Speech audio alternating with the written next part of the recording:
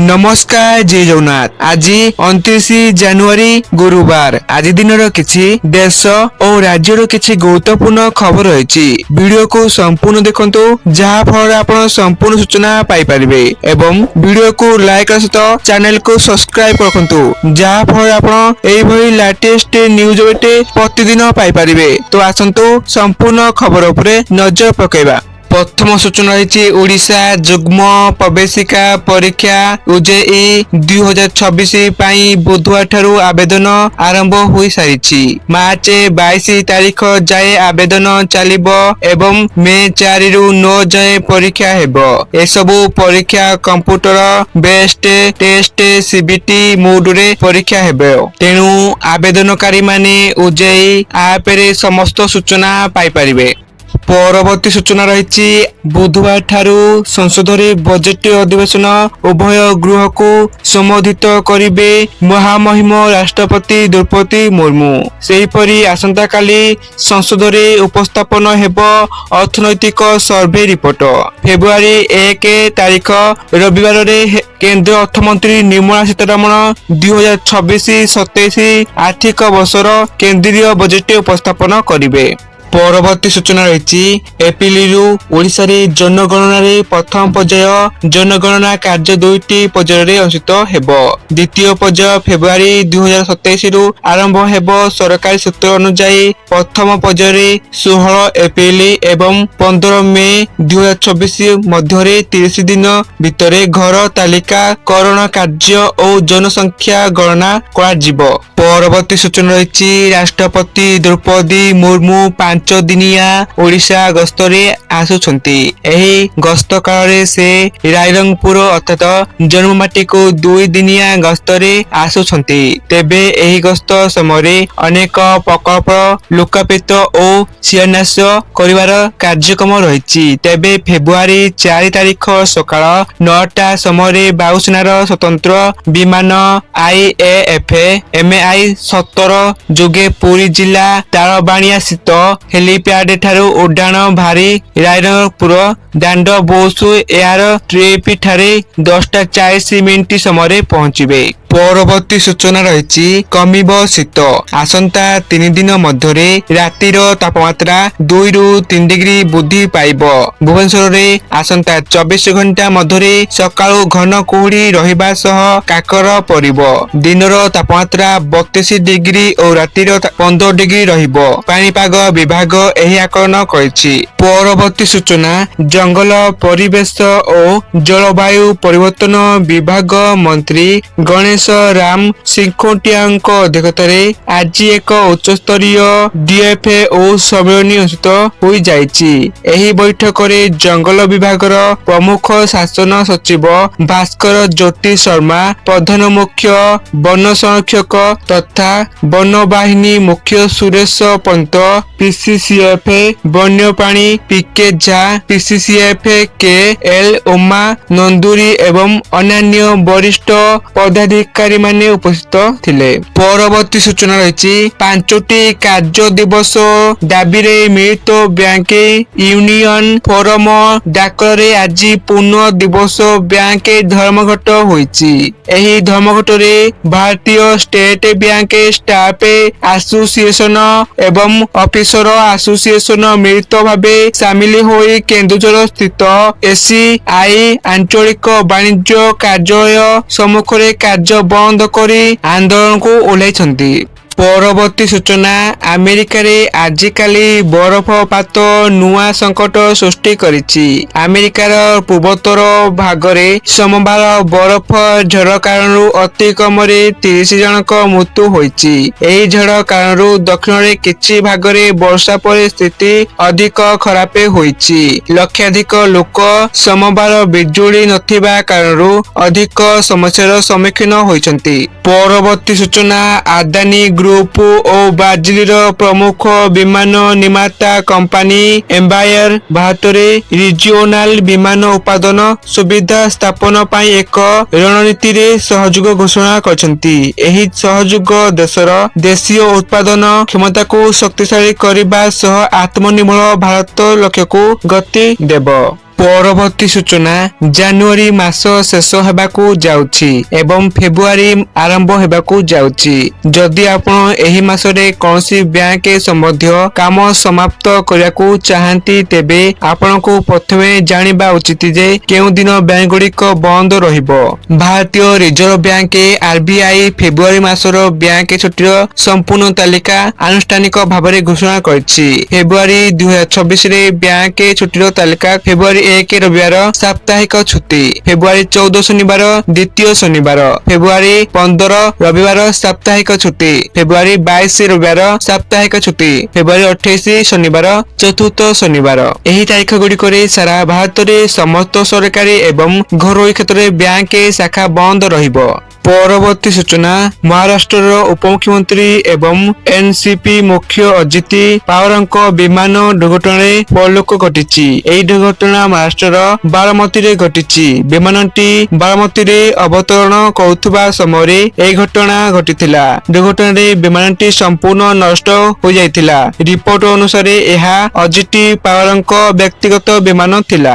ପରବର୍ତ୍ତୀ ସୂଚନା ମଙ୍ଗଳବାର ଲଫଙ୍ଗା ସ୍ଥିତ ଆଦିତ୍ୟ ଆଲୁମିନିୟମ କାରଖାନା ପରିସରରେ ମୁଖ୍ୟମନ୍ତ୍ରୀ ମୋହନ ଚରଣ ମାଝୀ 21,000 କୋଟି ଟଙ୍କା ବିନିଯୋଗରେ ବାର୍ଷିକ 3.6 ଲକ୍ଷ ଟନ କ୍ଷମତା ବିଶିଷ୍ଟ ସ୍କେଲଟନ ସମ୍ପ୍ରସାରଣ ପ୍ରକଳ୍ପର ଶିଳାନ୍ୟାସ କରିଛନ୍ତି। ଏହା ସହିତ 4,500 କୋଟି ଟଙ୍କାରେ ବାର୍ଷିକ 1.7 ଲକ୍ଷ ଟନ କ୍ଷମତା ବିଶିଷ୍ଟ ଫ୍ଲାଟ ରୋଲ୍ଡ ପ୍ରଡକ୍ଟସ FAIP ଏବଂ ବ୍ୟାଟେରୀ ଗ୍ରେଡ ଆଲୁମିନିୟମ ଫଏଲ ଉତ୍ପାଦନ କାରଖାନାର ମଧ୍ୟ ମୁଖ୍ୟମନ୍ତ୍ରୀ ଉଦ୍ଘାଟନ କରିଛନ୍ତି। ପରବର୍ତ୍ତୀ ସୂଚନା ରହିଛି ଗହଣା କିଣିବା ପୂର୍ବରୁ ନଜର ପକାନ୍ତୁ କେଉଁ ସହରରେ କେତେ ରହିଛି ସୁନା ଦର। ତେବେ ଯଦି ଆପଣ ଆଜି ସୁନା କିଣିବାକୁ ଚାହୁଁଛନ୍ତି ବା ଯୋଜନା କରିଛନ୍ତି ତେବେ ପ୍ରଥମେ ଜାଣନ୍ତୁ ଆଜି କେତେ ରହିଛି ସୁନା ଏବଂ ରୂପା ଦର।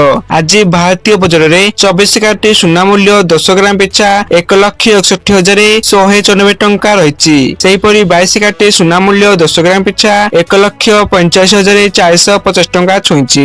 ଏବଂ ଅନ୍ୟପଟେ ଓଡ଼ିଶା ରାଜଧାନୀ ଭୁବନେଶ୍ୱରରେ 24 କ୍ୟାରେଟ ସୁନା ମୂଲ୍ୟ 10 ଗ୍ରାମ ପିଛା 1,61,194 ଟଙ୍କା ରହିଥିବା ବେଳେ 22 କ୍ୟାରେଟ ସୁନା ମୂଲ୍ୟ 10 ଗ୍ରାମ ପିଛା 1,84,450 ଟଙ୍କା ପହଞ୍ଚିଛି। ଅନ୍ୟପଟେ ରୂପା ମୂଲ୍ୟ କିଲୋ ପିଛା 3,87,000 ଟଙ୍କା ରହିଛି।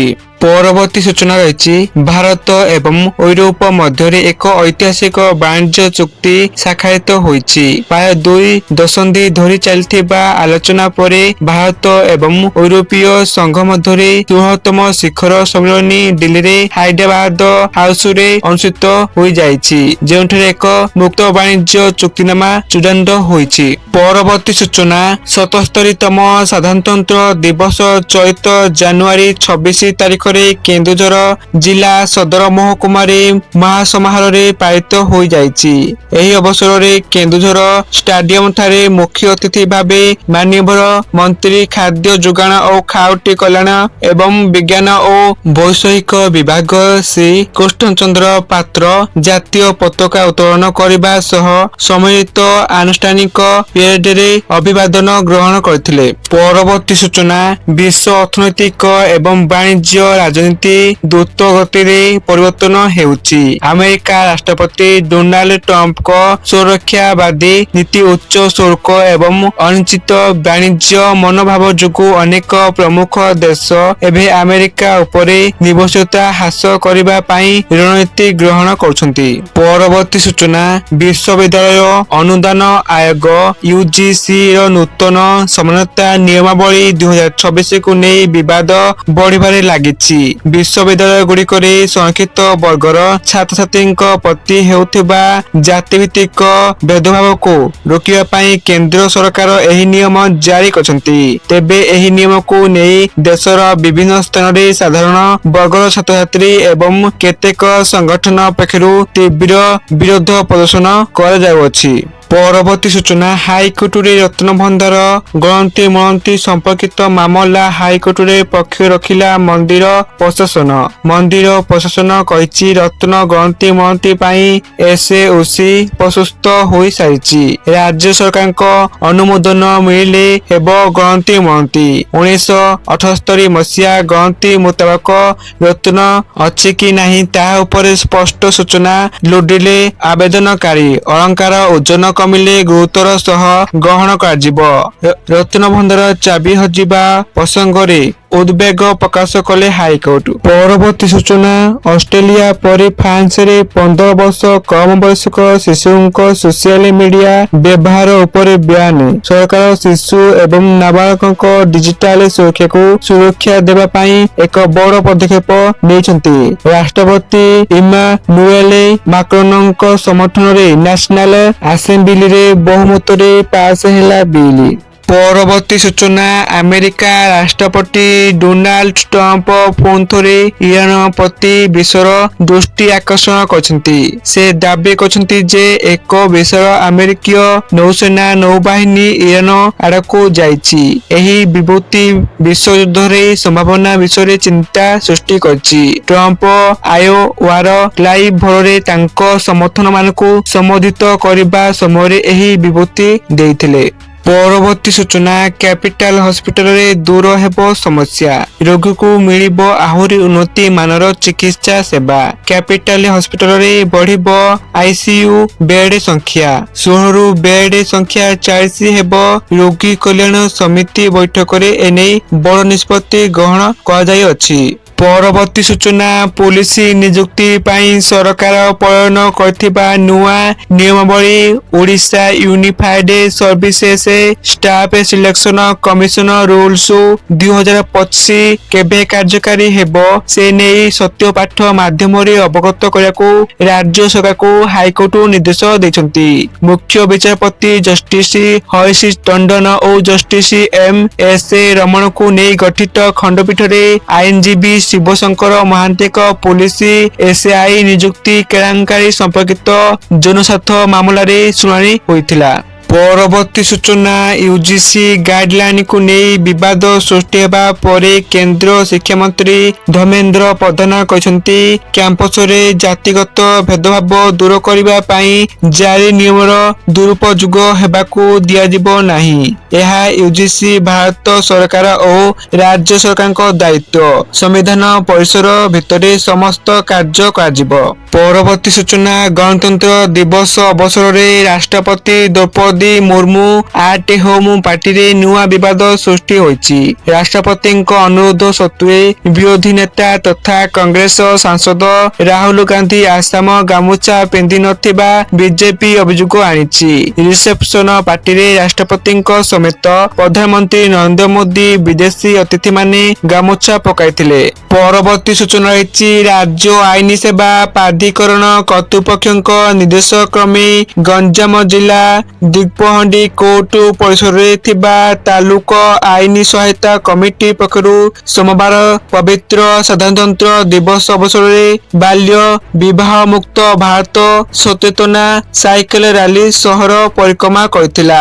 ସିଭିଲ ଜଜ ସିନିୟର ଡିଭିଜନ କୋର୍ଟର ମାଜିଷ୍ଟ୍ରେଟ ତଥା ଟିଏଲଏସସି ଅଧ୍ୟକ୍ଷା ମହାଶ୍ବେତା ପରିଜା ଏବଂ ଜେଏମଏସପି କୋର୍ଟର ମାଜିଷ୍ଟ୍ରେଟ ନୀଳିମା ଷଡଙ୍ଗୀ ଅତିଥି ଭାବେ ଯୋଗ ଦେଇ ସାଇକେଲ ରାଲିକୁ ଆନୁଷ୍ଠାନିକ ଭାବେ ଉଦ୍ଘାଟନ କରିଥିଲେ। ପରବର୍ତ୍ତୀ ସୂଚନା ରହିଛି କାର୍ଯ୍ୟ କ୍ଷେତ୍ରରେ ବିଶିଷ୍ଟ ସେବା ପ୍ରଶଂସନୀୟ ସେବା ଏବଂ ସାହସିକତା ପାଇଁ 42 ପୋଲିସ କର୍ମଚାରୀଙ୍କୁ ପୋଲିସ ପଦକ ପ୍ରଦାନ କରାଯାଇଅଛି। ସାଧାରଣତନ୍ତ୍ର ଦିବସ ଅବସରରେ ଲୋକସେବା ଭବନରେ ଅନୁଷ୍ଠିତ ରାଜ୍ୟସ୍ତରୀୟ ପୋଲିସ ପଦକ ପ୍ରଦାନ ଉତ୍ସବରେ ମୁଖ୍ୟ ଅତିଥି ଭାବେ ରାଜ୍ୟପାଳ ହରିବାବୁ କମ୍ଭମ ପାର୍ଟି ଓ ସମ୍ମାନିତ ଅତିଥି ଭାବେ ମୁଖ୍ୟମନ୍ତ୍ରୀ ମୋହନ ଚରଣ ମାଝୀ ଯୋଗଦେଇ ପୋଲିସ କର୍ମଚାରୀଙ୍କୁ ଏହି ପଦକ ପ୍ରଦାନ କରିଛନ୍ତି।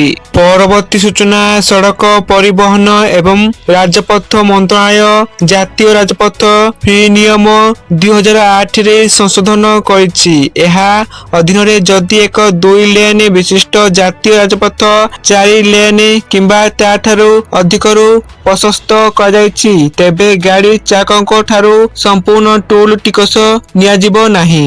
ପରବର୍ତ୍ତୀ ସୂଚନା ରହିଛି ପାକିସ୍ତାନରେ ସିନ୍ଧ୍ ପ୍ରଦେଶରେ ପୁଣି ଥରେ ଜାଫର ଏକ୍ସପ୍ରେସକୁ ଟାର୍ଗେଟ କରାଯାଇଅଛି।